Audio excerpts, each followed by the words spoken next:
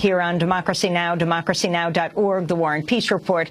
I'm Amy Goodman with Juan Gonzalez on this day after the passing of Nelson Mandela at the age of 95 of a lingering lung infection that he was suffering from since his years in prison. Juan? Well, let's turn to the opening scenes of Danny Schechter's film, Mandela in America. There's Mr. Mandela, Mr. Nelson Mandela, a free man taking his first steps into a new South Africa.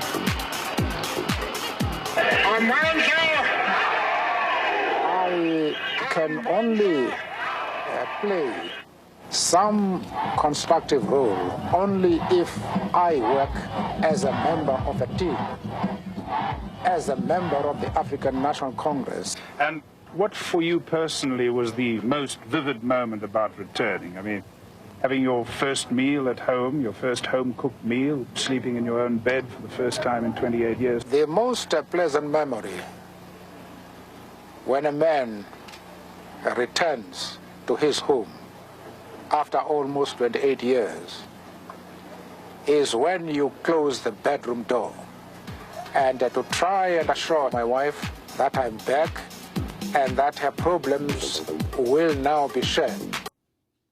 That was a clip from Mandela in America. Joining us now is Danny Schechter, the filmmaker, a documentary filmmaker who's made 6 nonfiction films on Mandela, including Mandela in America and A Hero for All, Nelson Mandela's Farewell. Danny Schechter began working in South Africa in the 1960s. He's author of the new book, Madiba A to Z, The Many Faces of Nelson Mandela, which was published in conjunction with the new film, Mandela, Long Walk to Freedom. Danny, welcome to Democracy Now! Talk to us about your reaction when you heard of the passing, and also how you first got involved in covering Mandela. Well, you know, I had the fortune of being at the London School of Economics in the 60s at the right place at the right time, where the ANC people would come into exile. And in my class was a remarkable woman, Ruth First, who became sort of my mentor about South Africa. And I was recruited by the ANC to go into South Africa. They couldn't get their people in because so many of them were in prison and well known to the security police. So people from England, what were then called the London recruits, were sent into South Africa on various missions.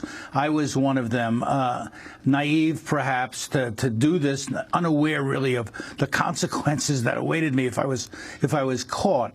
But I went anyway as an act of solidarity. I went to the funeral of the late Chief Luthuli, who was the leader of the ANC before Mandela, and I got an insight into how vicious the apartheid system was, how pervasive it was in people's lives. It wasn't just about race. It was about controlling people as labor, as a labor force in South Africa. This was always about economics, not just pigment. And Americans make the mistake of, confusing what was happening in South Africa with the civil rights movement in America, where people fought to have the Constitution apply to them. In South Africa, there was no Constitution, and there were no rights for a majority, not a minority, of people. And so I experienced that up front and personally, in a way.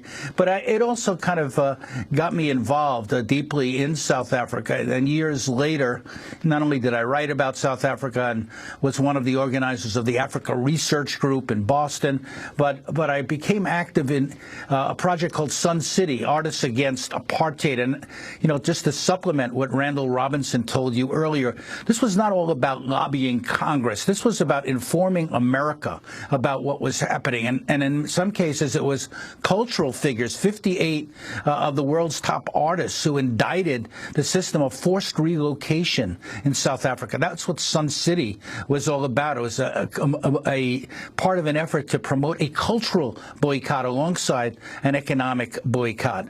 And it was very successful and worldwide in its impact. And I think that was important. And then, I helped start the TV series South Africa Now that ran for 156 weeks, every week in the United States, reporting on South Africa through the eyes of South Africans. It was their story. On PBS. And it was on public television stations. PBS never really officially supported it, but many stations did. It was also on in 40 countries around the world throughout Southern Africa. So it actually had a tremendous impact of bringing the message of the democratic movement to a world audience. And I think that was very critical. And then, of course, the documentaries. And most recently, I was in South Africa documenting the making and the meaning of this new movie, Mandela: A Long Walk to Freedom. And that movie will be in 2,000 cinemas in America starting Christmas Day. It's a very dramatized, but important film about Mandela in the way that the movie Gandhi was about Gandhi, but it leaves a lot out. And that's why the producers of the movie asked me to write this book, Madiba, A to Z, The Many Faces of Nelson Mandela, to talk about the rest of the story.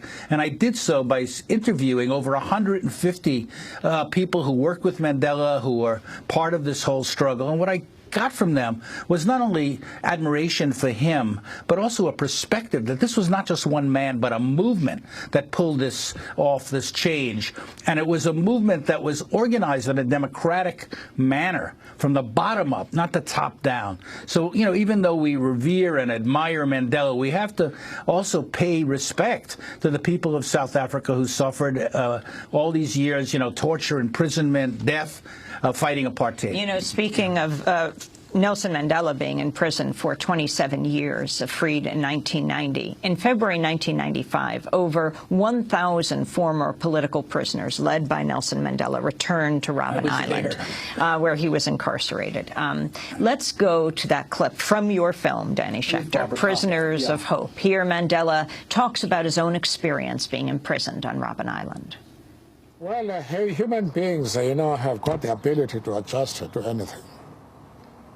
This cell was small, but we appreciated that privacy that we enjoy in comparison to our colleagues who were far more than ourselves, because in my section, the numbers fluctuated between 20 and 30, and at least we had privacy.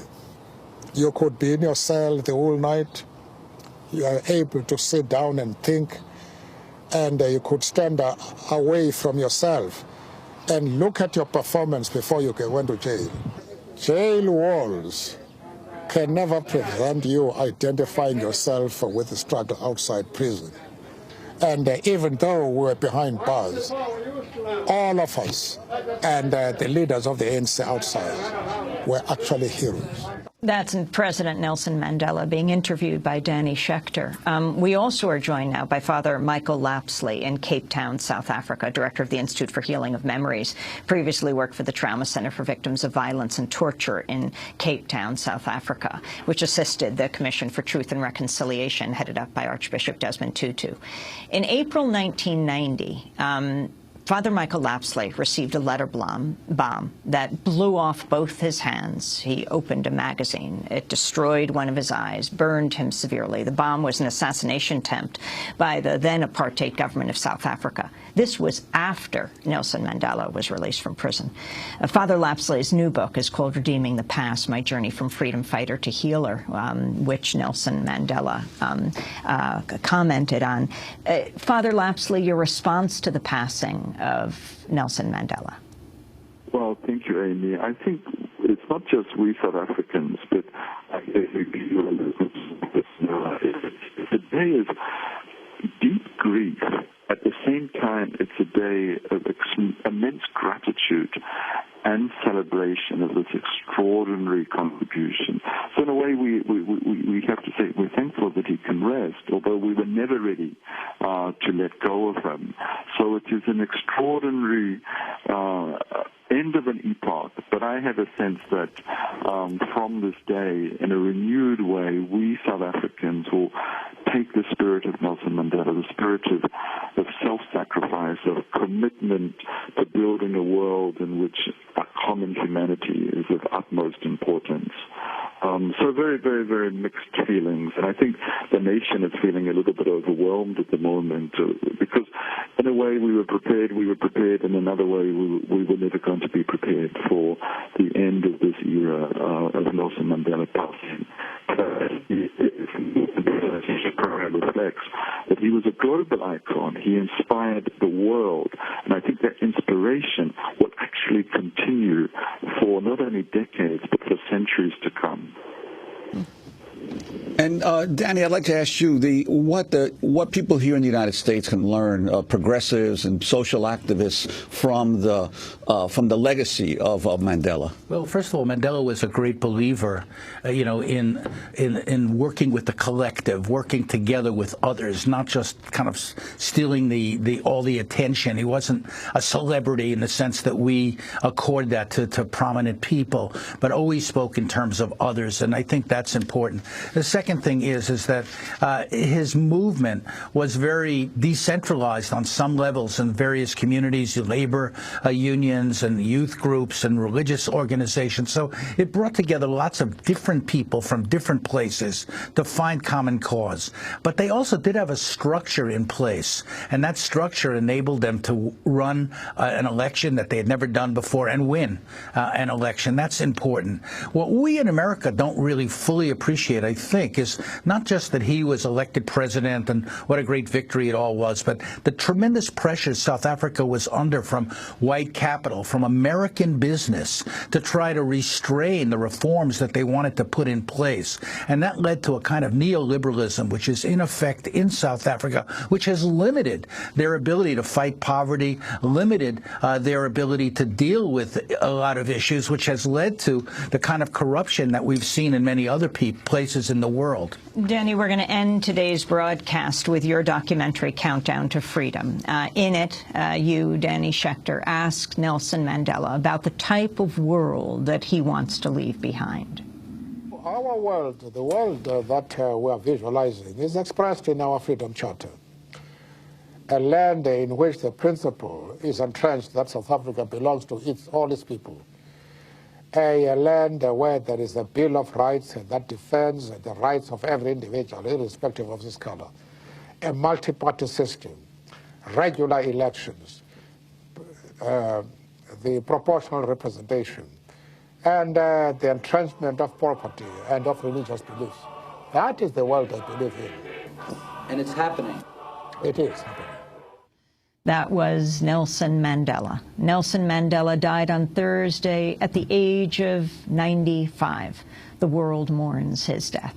Danny Schechter, thanks so much for being with us. Documentary filmmaker, made 6 nonfiction films on Mandela, including Mandela in America. His latest book was just published this week. It's called Madiba, A to Z, The Many Faces of Nelson Mandela, published in conjunction with the film that's opening all over the country, Mandela, Long Walk to Freedom. And also special thanks to Father Michael Lapsley, speaking to us from Cape Town, South Africa. That does it for